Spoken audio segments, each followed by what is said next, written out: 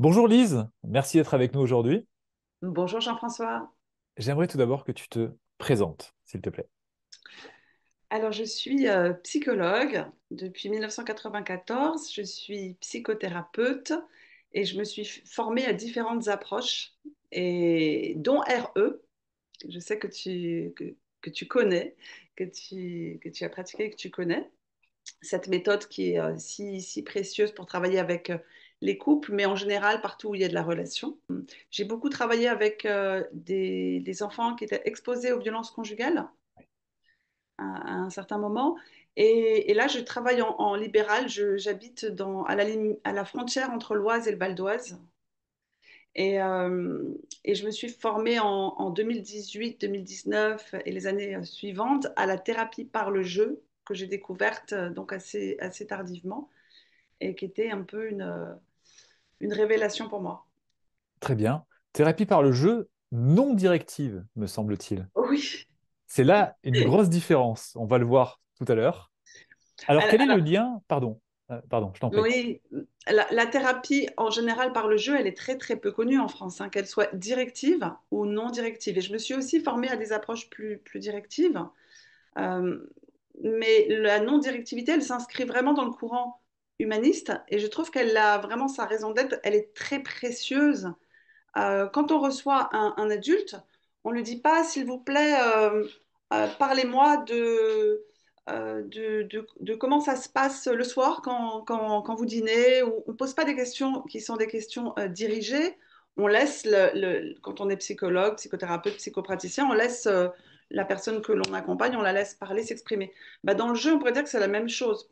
C'est-à-dire qu'on va laisser l'enfant aller vers le jeu qu'il a envie de prendre, l'activité qu'il ou elle a envie de faire. Donc, c'est un accompagnement thérapeutique de l'enfant sur son terrain de prédilection, on va dire, le jeu, parce que le jeu, pour l'enfant, c'est un peu sa vie. Oui, c'est ça, c'est complètement ça. C'est-à-dire que nous parlons beaucoup et les enfants, eux, ils peuvent parler, mais en général, s'ils ont été à l'école, par exemple, et qu'ils se sont bagarrés en récréation, que ça a été difficile pour eux, bah, quand ils vont rentrer chez eux, c'est rare qu'ils disent, écoute, papa, maman, je suis très frustrée parce que ça a été difficile pour moi et pour ne pas sentir cette frustration, j'ai donné un coup de poing à mon petit copain. Mais finalement, je me suis sentie tellement coupable, etc., etc. En général, ils vont jouer et peut-être que il ou elle va prendre des petits personnages Playmobil ou des poupées, les mettre dans le sable, jouer une bagarre. Et peut-être Oui. même que elle ou il va trouver une solution à la fin. Donc c'est vraiment, comme tu disais, le moyen d'expression privilégié des enfants. C'est vraiment constitutif. Le jeu, il est constitutif de l'enfant. Venons-en aux parents ou à l'adulte qui va accompagner l'enfant. On parle de jeu et dans la vie de beaucoup de parents, on a un peu tendance à froncer souvent les sourcils et à être plutôt dans un sérieux, parfois exagéré, on va dire, si on peut porter un certain jugement sur cela. Mais en tout cas, on a tendance à beaucoup se prendre au sérieux, alors que il est possible, et peut-être en imitant les enfants, de faire un petit pas de côté pour remettre le jeu au centre déjà de notre vie et de nos interactions avec les enfants. Mais Oui. est-ce qu'il peut y avoir des freins à cela? Et comment justement faire ce pas de côté lorsqu'on a des freins? C'est une grande question. Pourquoi est-ce qu'on a arrêté de jouer? Parce que c'est vrai que parfois, nous n'arrêtons jamais de jouer. Il y a des adultes qui disent, mais moi, en fait, j'ai jamais arrêté de jouer. Parce que j'accompagne aussi des adultes, en plus des enfants. Mais il y a parfois, nous avons arrêté de jouer, peut-être à la fin de l'enfance, à l'adolescence. Alors, ça peut être parce que à force d'entendre, mais c'est pas possible, tu penses qu'à jouer, va faire tes devoirs, ou tu peux pas faire quelque chose Hmm. d'utile là au lieu de jouer, tu peux pas mettre la table, ou bien arrête de rien faire alors que je suis en train de jouer en tant qu'enfant.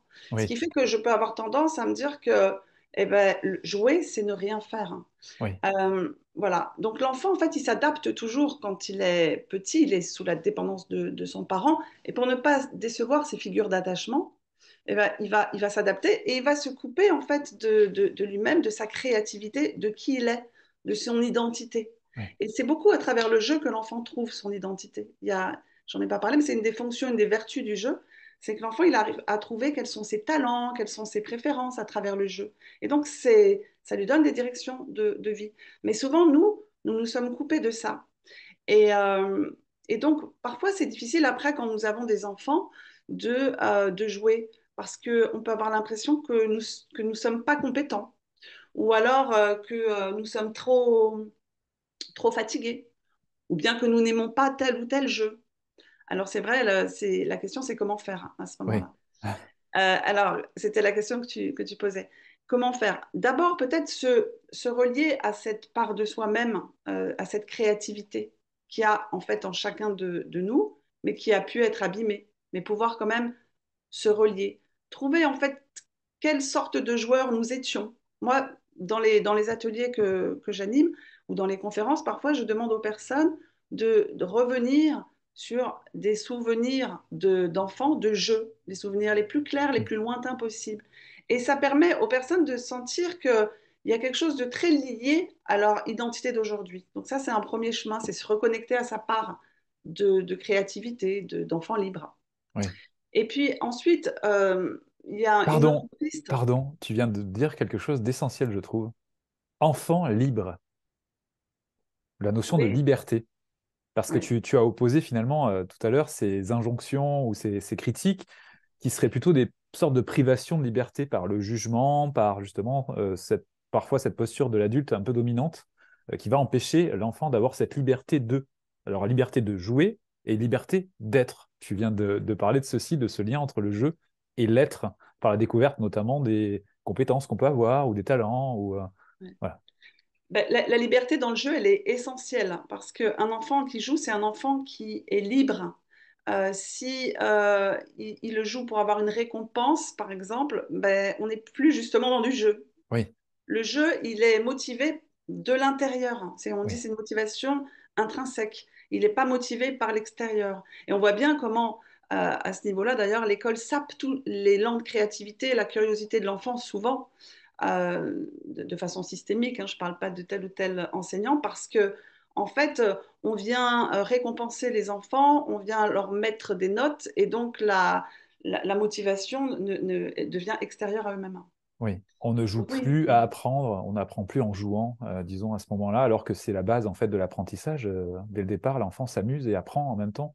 ben, Et en fait, c'est en m'amusant que j'apprends. En c'est fait, ça. même quand je suis adulte, d'ailleurs, si là, quand je travaille là sur le jeu, par exemple, eh ben, je m'amuse. Je m'amuse. Et donc, c'est pour ça qu'il y a un chercheur, je crois que c'est le docteur Sutton Smith, je crois que c'est son nom, qui est un chercheur qui a beaucoup travaillé autour du jeu et qui disait que le contraire du jeu, c'est pas le travail, le contraire du jeu, c'est la dépression. Ah oui, Voilà. Parce ah qu'on peut oui. travailler en s'amusant. D'ailleurs, c'est vrai que c'est une question, c'est que c'est pas facile de définir ce qu'est le jeu. C'est pas tellement une activité, finalement, c'est un état d'esprit. Un Plus état un état d'esprit. d'esprit. Mm. Et donc, le parent qui, justement, doit faire ce pas de côté, enfin, doit, c'est pas une question de devoir, c'est a envie d'y aller, choisit d'y aller, doit peut-être faire avant cela un travail de reconnexion à peut-être cet enfant qu'il a été, qui a reçu ce type d'injonction, ce type de critique par rapport au fait, oui, bah là, tu fais rien, qu'est-ce que tu fais alors qu'il est en train de jouer, ou ce genre de pensées qui sont devenues chez lui des croyances, comme quoi bah, la vie, c'est sérieux, c'est difficile, et qu'en fait, si on n'a pas notre dose de souffrance, eh bien, on n'a pas de mérite, au fond, quoi. Ouais. C'est Ouais. un peu ça. C'est Et ça. Il y a une partie peut-être de déconstruction parfois nécessaire. Mm. oui, oui. Et de Alors, reconnexion, et de reconnexion à quelque chose de très profond en nous-mêmes. c'est ça. Est-ce que ça commence par un sourire, cette reconnexion? Se dire finalement, allez, je... En tout cas, ça commence par de l'empathie avec soi-même. Oui, Pouvoir vraiment se donner de l'empathie, ce qui n'est pas facile. Quand moi, enfant, j'en ai pas reçu, c'est difficile de m'en donner. eh C'est oui, pour ça que parfois les personnes vont aller voir un psy. c'est Mais ça. il y a une deuxième piste dont je voulais te parler aussi, Jean-François, c'est que ce qui peut aider, je trouve, les parents, c'est de changer le regard, de changer leur regard. C'est-à-dire de ne pas dire je joue au Lego ou je joue à la poupée ou à la balle. Mhm. Parce qu'après tout, bah, on a le droit de ne pas aimer aussi jouer à tel ou tel jeu. On a tous nos préférences et donc ben, je peux ne pas aimer jouer aux dinosaures. Ok. Mais si je change mon regard et que simplement je ne regarde pas le jeu, mais je regarde mon enfant en train de jouer. Alors là, je change de perspective. Ce qui importe, c'est pas le jeu en lui-même, en fait.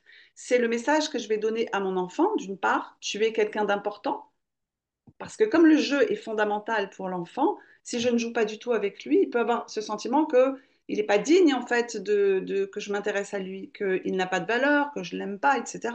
Oui, Donc c'est vraiment une façon de le mettre au centre et de lui dire je t'aime et voilà, tu peux être toi-même, je suis là avec toi. oui, Et, et donc je vais regarder mon enfant en train de jouer. Je vais m'asseoir à côté de lui, à côté d'elle. Voilà, on parlera après de façon peut-être un peu oui. plus Tout à précise fait. de Mais déjà, comment ça fait jouer avec deux son points enfant. importants. Ça fait déjà deux points importants pour commencer à s'approcher, de se mettre à côté de son enfant. On n'est pas obligé de jouer tout de suite si jamais on ne se sent pas, si on a des blocages. On peut se mettre à côté, observer, peut-être commencer à faire des observations aussi verbales en disant, oh, je vois que tu as mis ceci, enfin, cette construction comme cela, ou tu as utilisé cette couleur. Bref, sans se forcer, simplement en faisant preuve d'une curiosité, peut-être toute Voilà. simple par rapport à ça. Et petit à petit, Exactement. Offrir une vraie présence oui, à mon enfant, hmm, c'est-à-dire sans ce qu'on appelle la technoférence, sans écran, sans mon téléphone qui va sonner ou quelque chose que j'ai à faire, ce qui n'est pas si évident, oui, mais c'est vraiment lui offrir une pleine présence et juste m'asseoir à côté de lui sans mission, sans me dire je vais lui enseigner quelque oui. chose ou je vais lui dire si c'est bien ou si c'est pas bien. Non, simplement d'être en ouverture avec mon enfant. Alors, à quoi ça sert de faire ça? Je fais exprès de poser cette question, hein. Parce que dans l'esprit d'adulte, beaucoup, c'est bah oui, mais si je fais ça, qu'est-ce que je vais avoir comme bénéfice en fait? Qu'est-ce qui va se passer? Est-ce que je vais avoir une meilleure parentalité? Ça va être plus zen pour moi?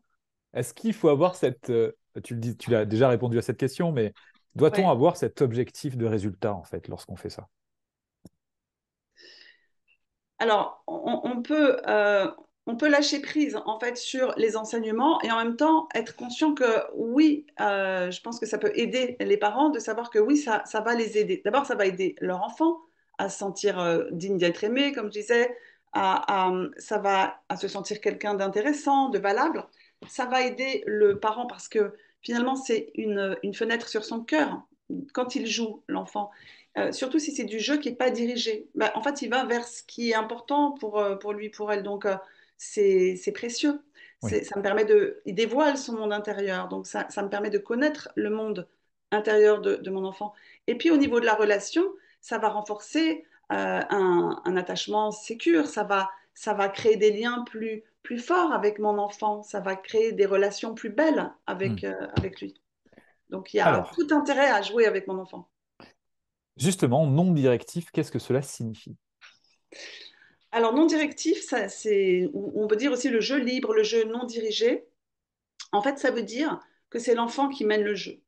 Et ça paraît simple et c'est pas si simple. Mais en fait, c'est à mes yeux précieux parce que l'enfant, toute la journée, on lui dit quoi faire. Même si on pense que les enfants ont beaucoup de liberté, en réalité, ils ont quand même très très peu de liberté toute la journée. On leur dit comment s'habiller, à quel moment il faut partir à l'école, à quel moment il faut se coucher, etc., etc. Donc, en fait, euh, là, dans ce moment de jeu libre, c'est l'enfant qui va décider, en fait, de ce à quoi il veut jouer, les règles qu'il ou elle veut donner. S'il veut jouer seul ou avec moi, parent, qui suis là dans le Mhm. même espace que lui, s'il veut changer rapidement ou pas. Voilà, en fait, c'est lui qui va choisir tout ça. Et ce faisant, il apprend plein de choses. Mais il apprend en premier à prendre des décisions. Il va apprendre Oui, à prendre des décisions puisque c'est pas moi qui lui impose un jeu, c'est lui qui doit choisir. Et c'est pas évident. Moi, dans le cadre de la thérapie par le jeu, parfois des enfants, quand ils sont ils ont l'habitude de s'adapter beaucoup aux désirs des adultes. Plus ils ont été maltraités, plus ils ont l'habitude de s'adapter aux désirs oui, des adultes. Et plus ils vont avoir du mal, ils vont rentrer dans la pièce et être un peu comme une poule devant un couteau, c'est-à-dire pas savoir quoi choisir et me demander, moi, en tant que thérapeute, si je peux choisir pour eux, ou en tout cas les aider ah à oui, choisir. Donc, c'est pas si simple, en fait, finalement, de choisir. Donc, oui, à travers le jeu non directif, ils font cette expérience de prendre des décisions pour eux-mêmes et ils prennent, ce faisant, le contrôle oui, de leur vie à un niveau oui. symbolique. D'accord. Est-ce qu'on peut prendre un exemple d'une de tes séances ou un exemple concret justement de comment cela se déroule? Là, tu parlais de l'enfant qui a peut-être subi des méthodes coercitives et qui va se retrouver dans ton cabinet, qui va avoir déjà des difficultés à avoir cette conscience qu'il a le choix et qu'il peut avoir la liberté de choix sur les jeux qu'il peut pratiquer. Et dans ce cas-là, comment... alors déjà, c'est un signal, déjà, par rapport à l'accompagnement de l'enfant, au style éducatif qu'il peut recevoir. Et toi, comment tu fais justement pour le mettre à l'aise et pour lui permettre petit à petit de faire des choix et de s'orienter vers le jeu, du coup? Ouais. Alors, empathie, empathie, empathie, hein. C'est la même chose que pour les adultes d'ailleurs, mais décliné un peu, peut-être un peu différemment avec les enfants. Mais c'est beaucoup, déjà, c'est beaucoup d'empathie. Alors, quand un enfant rentre dans mon cabinet et quand on est thérapeute par le jeu non directif, façon Louise Guerny, en fait, hein, c'est elle qui a inventé cette façon de faire, en tout cas qui a créé cette façon de faire. C'est pas elle qui a créé la thérapie par le jeu non Hmm, directif, c'est Virginia pardon, Exline, d'accord, mais c'est sa façon à elle que j'utilise. Et très bien. donc, dans sa façon à elle, il y a une façon de structurer une séance, et quand l'enfant arrive, de lui expliquer que ici, c'est un espace ou un temps où il peut dire tout ce qu'il veut, et aussi où il peut faire presque tout ce qu'il veut. D'accord. Alors, dans le presque, je ne dis pas en fait quelles sont les règles, mais c'est déjà une façon de structurer pour dire que s'il y a quelque chose qu'il ne peut pas faire, je lui dirai. Voilà. Mais j'anticipe pas les règles ou les limites. Euh, D'accord. et donc, en fait, presque tout ce que tu veux, ben, ça veut dire que l'enfant, s'il a envie, il peut parler. Il n'est pas obligé de jouer non plus, hein. Il peut parler. Mais il va voir qu'il y a des jeux. Et bah, là, tu as un petit aperçu derrière, mais il y a des... Voilà, j'ai des tas de jeux, je pourrais le détailler tout à l'heure. Enfin, en tout cas, des tas. Pas des tas, mais des jeux de différentes natures pour Oui, permettre à l'enfant de choisir vraiment différents types de jeux en oui, fonction de ses préférences ou de ce qu'il a besoin de travailler. Parce que l'enfant, en fait, il sait ce qu'il a besoin de travailler. C'est ça qui oui. est incroyable.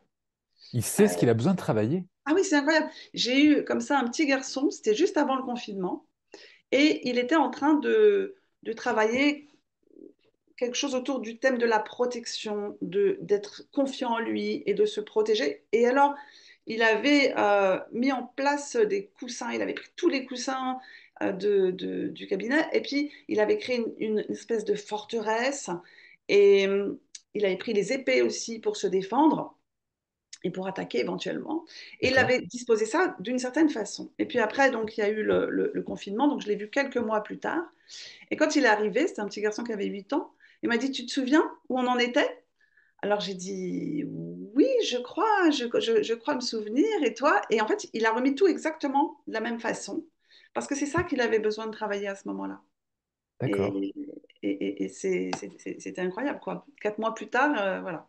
4 mois plus tard, il a repris le jeu où... D'accord. Exactement là où il en était. Comme si on avait fait un arrêt sur image, hein, parce qu'entre-temps, voilà, j'avais rangé en fait le cabinet, c'était plus dans le même état, Oui. mais il a retrouvé exactement la même configuration. Ouais. Parce qu'il avait besoin de retravailler cela avec du jeu encore. C'est ça, en fait. C'est un C'est ça. besoin. Ouais, c'est ça. Ouais. D'accord. Ouais, il Et avait ça- besoin de travailler sa sécurité intérieure.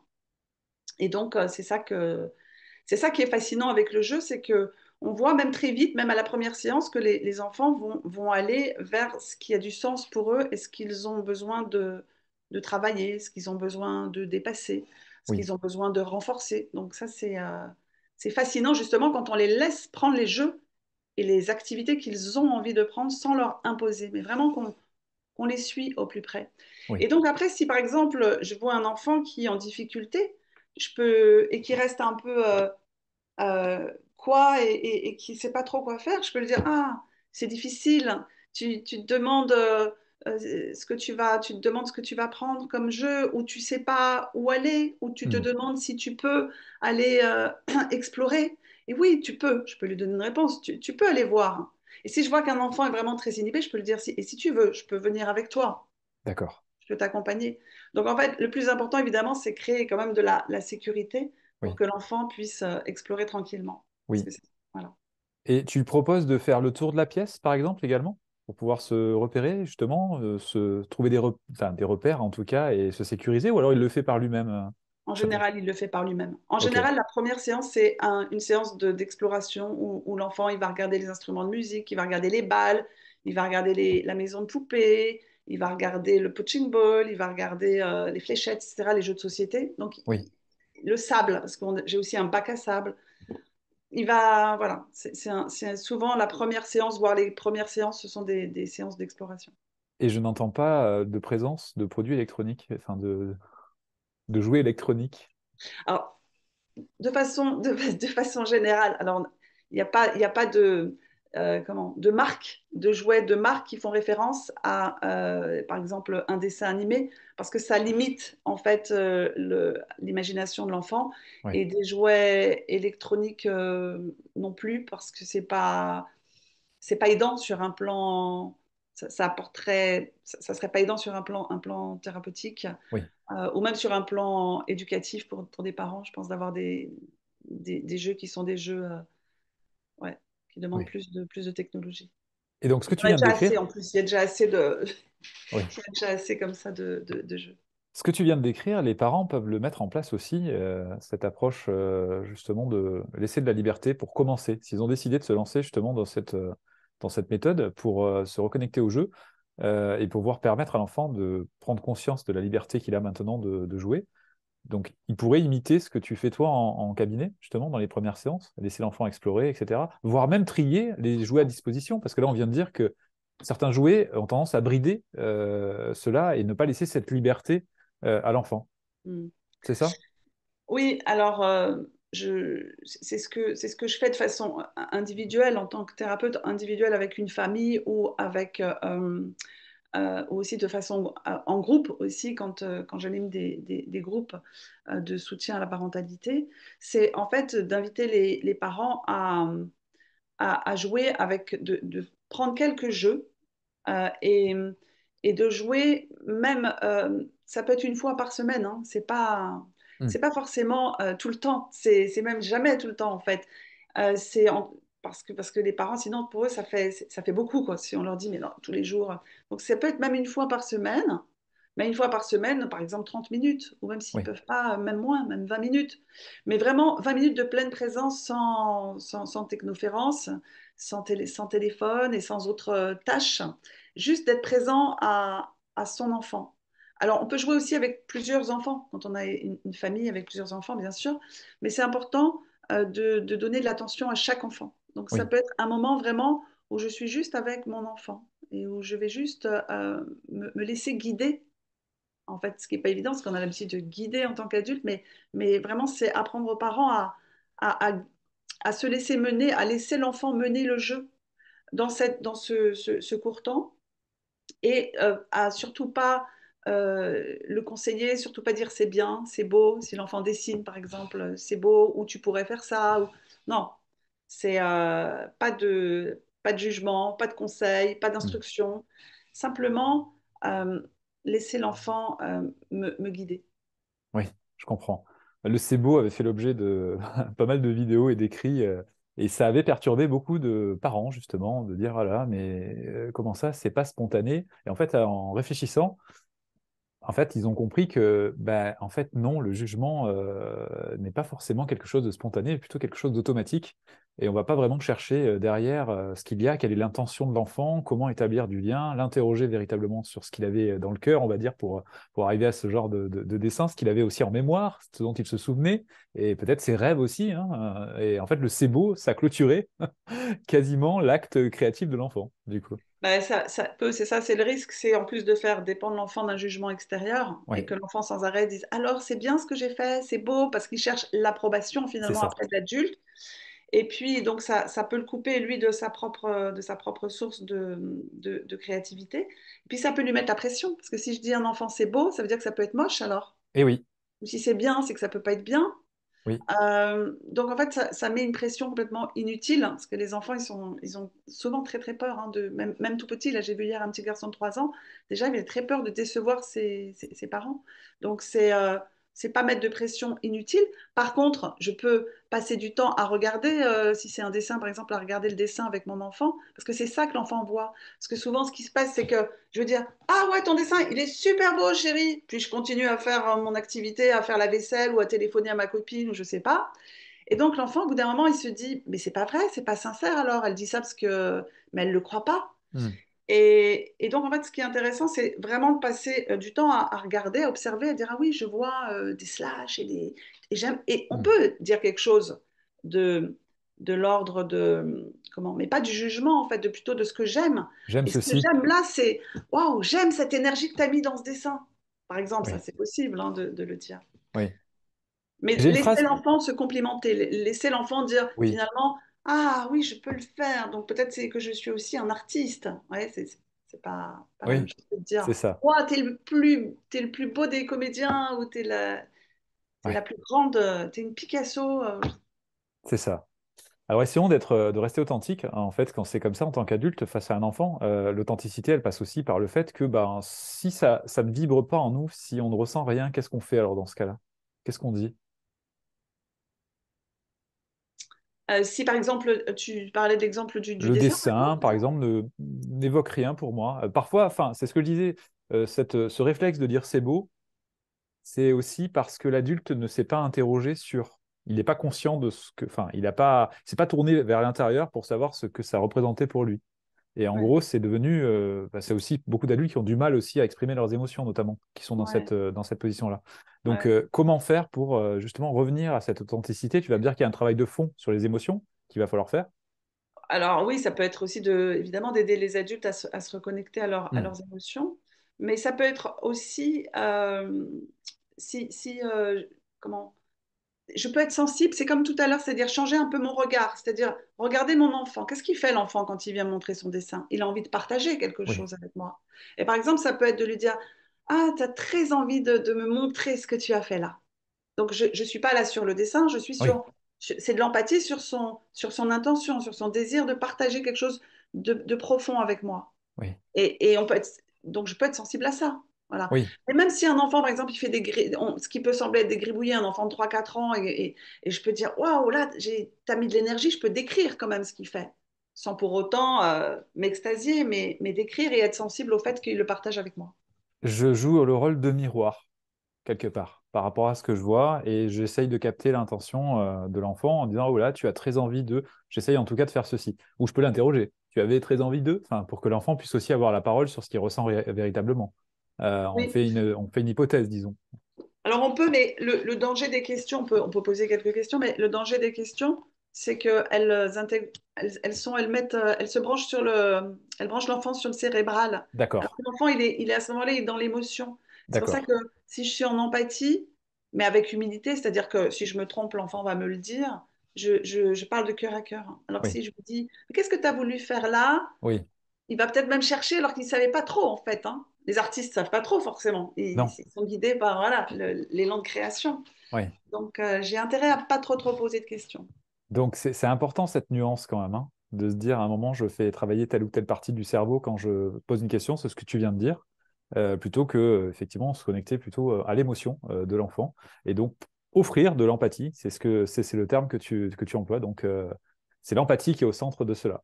Oui, Est-ce que tu pourrais nous donner euh, d'autres exemples de jeux non directifs et peut-être leurs bénéfices, on va dire, en tout cas ce que tu as pu constater, toi, est-ce qu'il pourrait être reproduit, par exemple, par un parent ou un adulte qui accompagnerait un enfant? oui. Alors, ce qui est important, encore une fois, c'est de ne pas induire les jeux et de laisser l'enfant mener le jeu. Donc, c'est pour ça que c'est important d'avoir différents types de jeux. Mhm. Par exemple, des jeux qui sont plutôt des jeux nourriciers, enfin, des jeux avec la famille, avec par exemple, des poupées, des vêtements, Oui, quelques meubles. Bon. Ça peut être aussi des jeux qui permettent l'expression de l'agressivité, des épées, punching ball, des soldats, des dinosaures ou voilà un peu féroces. Euh, et ça c'est important parce que ça c'est souvent en plus les jeux un peu agressifs, c'est souvent ce qui est évité par les parents, avec la oui, croyance que si l'enfant il joue à des jeux agressifs, il risque de devenir ensuite violent. Et ça je le vois souvent.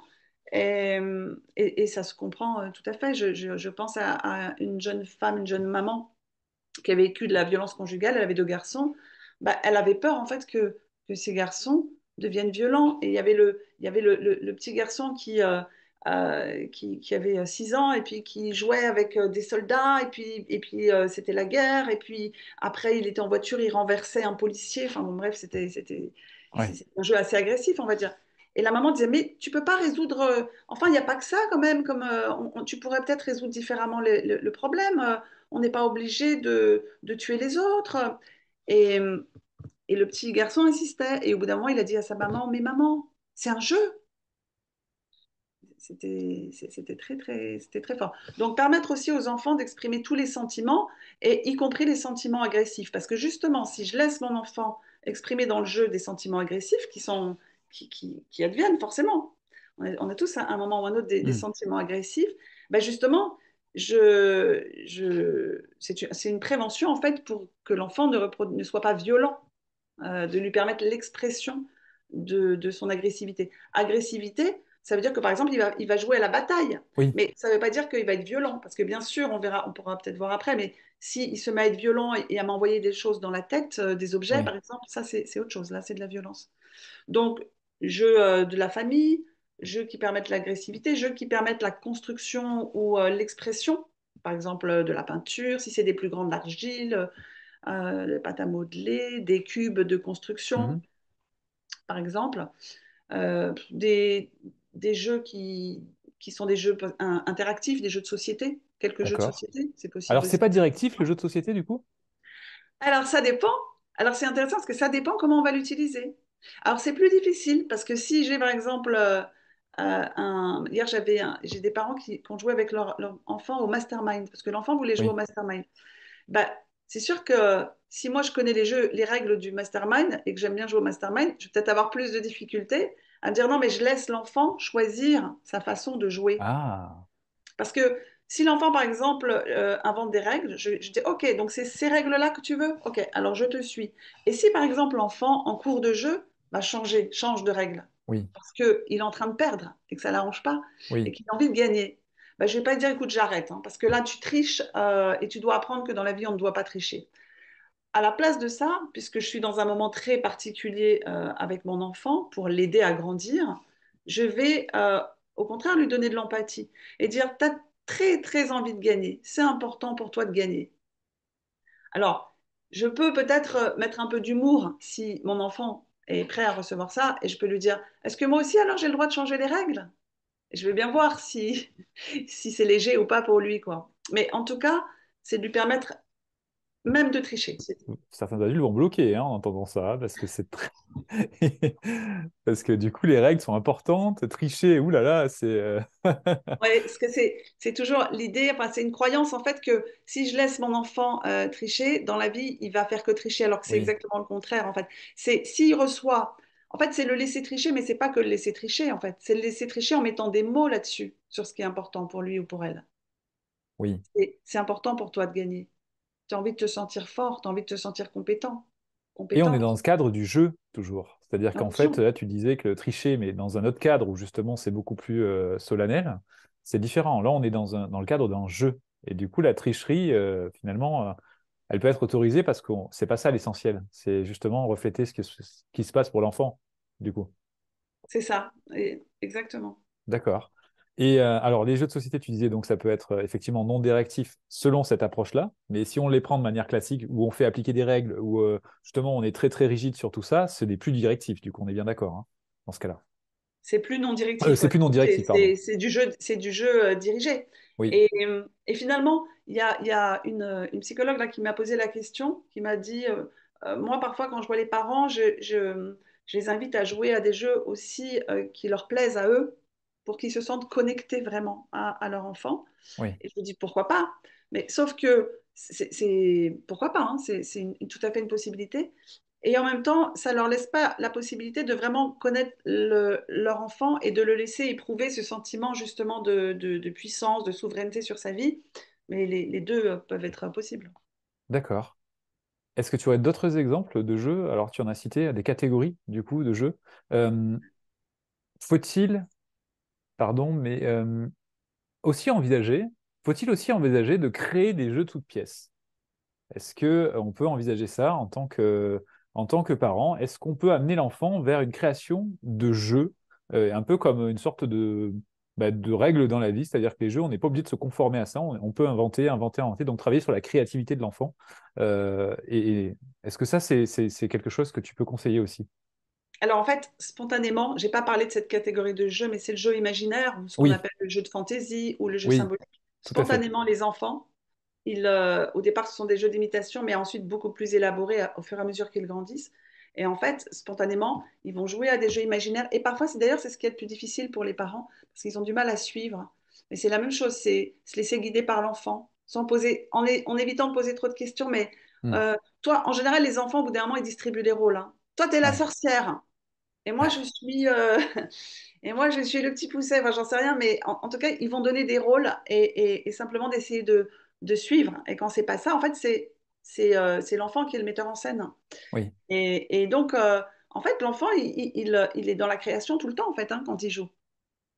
oui, Ça ne veut pas dire qu'il crée un jeu qui dit, voilà, comme nous adultes, bon, on va créer un jeu et le déposer chez une pie, mais il est dans la création, en fait, sans cesse. oui, C'est nous qui bloquons, en fait, en tant qu'adultes, qui bloquons la création, mais l'enfant est dans cet espace de création. d'accord, très bien. Ça me paraît très clair, en effet. Donc, cette catégorie imaginative, et tu le disais, c'est celle qui peut poser peut-être le plus de problèmes aux parents pour vraiment entrer dans ce monde imaginaire. Mais petit à petit, ça vient aussi. C'est aussi un entraînement pour le parent de se reconnecter à ça. Ouais, alors c'est sûr que c'est un entraînement et surtout les parents voient les bénéfices parce que ça change énormément de choses. Ils voient leur enfant qui prend confiance en lui, en eux en tant que parents. Et parfois, je trouve que ce qui peut aider, ce sont les groupes de parents. Donc, par exemple, à l'automne prochain, je mets avec une consoeur qui fait la même chose, qui est aussi thérapeute par le jeu et ça s'appelle thérapeute filiale. Thérapeute filiale, c'est quand c'est de la thérapie familiale autour du jeu, c'est-à-dire que on transfère, on apprend nos compétences de thérapeute aux parents pour qu'ils puissent jouer de façon aidante, voire thérapeutique avec leurs enfants. Et donc, je trouve que, enfin, moi, j'aime beaucoup le groupe et je crois beaucoup en groupe. Hmm, C'est-à-dire que les parents se sentent souvent seuls avec leurs difficultés, c'est ça aussi. Puis on est dans une société où ils sont de plus en plus seuls, ils sont en hmm, télétravail, ils sont coupés des autres. Et quand je dépasse la peur du jugement, parce qu'il y a toujours ça aussi dans le phénomène oui, du groupe, mais c'est notre travail d'animatrice, de psychologue animant ces ateliers d'asseoir de la sécurité, et ben, finalement, ils se rendent compte qu'ils ne sont pas seuls et que, et ben, en fait, ils peuvent dépasser certaines peurs. d'accord. Combien de temps faut-il pour se reconnecter justement à cette tendance au jeu pour le parent? Est-ce que tu vois des fois des sortes de déclics pendant les séances ou alors est-ce qu'il faut vraiment un petit moment pour reprendre cette liberté de jouer en fait pour le parent aussi? Ah, c'est tellement variable. En fait, il y a des personnes qui n'ont jamais quitté cette façon d'être qui est de jouer. Et parfois, j'ai aussi des adultes et des parents qui viennent et qui jouent, mais qui jouent plus pour eux parce qu'ils ont tellement envie de jouer. C'est drôle, ils ont tellement envie de jouer qu'ils oublient un peu de regarder leur enfant. Donc en fait, ils jouent, mais ils ont très très envie de diriger. Mais c'est chouette. Mais sauf que là, quand on est avec son enfant, c'est vraiment important de se rappeler que c'est lui qui est devant, quoi. C'est pas nous. Parce que sinon, le parent, il est en train de peindre ou en train de jouer, de créer son scénario. Et parfois, il oublie qu'il y a son, il oublie qu'il y a son enfant à côté. C'est assez drôle. Ah oui, Donc voilà, il y a tout ça pour dire qu'il y a tout type de situation et que parfois, en fait, il y a des personnes qui n'ont jamais eu le droit de jouer vraiment. Et hmm. c'est lourd, hein. C'est difficile pour ces personnes de se reconnecter à ça, à cette partie d'elles-mêmes. Donc ce droit de jouer qu'on peut se donner à soi, se donner de nouveau parce qu'on l'avait de manière innée, mais on nous l'a peut-être enlevé. Là, l'exemple me paraît très parlant, justement.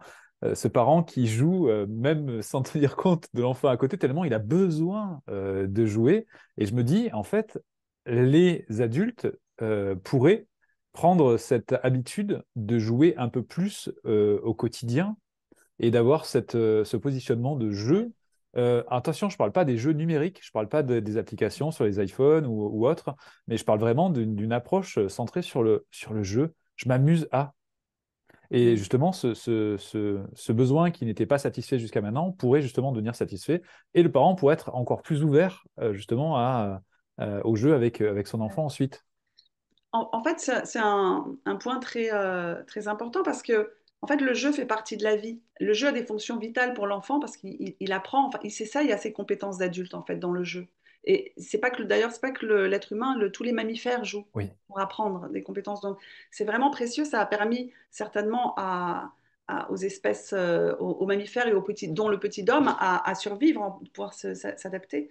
Mais en fait, c'est difficile de savoir que nous jouons, parce que c'est un peu comme l'oxygène, c'est-à-dire que en fait, on se rend compte de l'importance de l'oxygène que quand nous en sommes privés, et c'est un peu pareil pour le jeu. Mais si on réfléchit à qu'est-ce que serait un monde, même d'adulte, hein, sans jeu, ça serait un monde sans innovation, sans humour, un monde sans film, un oui, monde sans livre, un monde sans innovation, sans flirt, sans joie. Euh, ça serait vraiment triste. Donc, souvent, quand on parle de jeux adultes, les adultes pensent jeux de société. Mais en fait, il y a des personnes qui sont très créatives, mais qui détestent les jeux de société. hmm, Et il y en a d'autres qui adorent les jeux de société, les jeux de plateau, etc. Donc, en fait, c'est juste retrouver en fait, cette part de créativité à l'intérieur de nous. C'est plus que... Voilà, c'est ça le jeu, en fait. oui, C'est vraiment cet état d'esprit. oui. Et peut-être ça peut passer par des jeux de mots aussi, par différents styles de jeux en fait que l'adulte peut pratiquer au quotidien, sans craindre justement le jugement d'autrui qui va dire. Ah, c'est quoi, c'est pas marrant, ou encore Ouais. retrouver cette simplicité en fait, juste ce plaisir de jouer quoi. C'est ça. Bah, en fait, dans les ateliers que je mène, j'utilise un exercice qui est pas de moi, qui est du docteur Stuart Brown, qui est un chercheur vraiment intéressant, psychologue, chercheur autour du jeu, qui a créé le National Institute for Play. Et c'est se reconnecter donc à ses premiers choix de jeu pour trouver justement le type de joueur que nous sommes. Parce que si si jouer est universel, le Oui, besoin de jouer est universel, nous avons tous des préférences, nous sommes tous reliés à un type de joueur. On peut avoir plusieurs, on peut avoir une majeure et de mineurs, mais lui, il a identifié qu'il y avait 8 types de joueurs. d'accord. Et donc, c'est très intéressant pour les adultes pour se reconnecter à soi, à sa part de créativité, de dire, ah ouais, moi, je suis peut-être plus quelqu'un qui est kinesthésique, en fait, dans ma façon de jouer, ou plus quelqu'un qui est un explorateur, ou plus quelqu'un qui est collectionneur, ou Ouais, compétiteur, etc., etc. d'accord.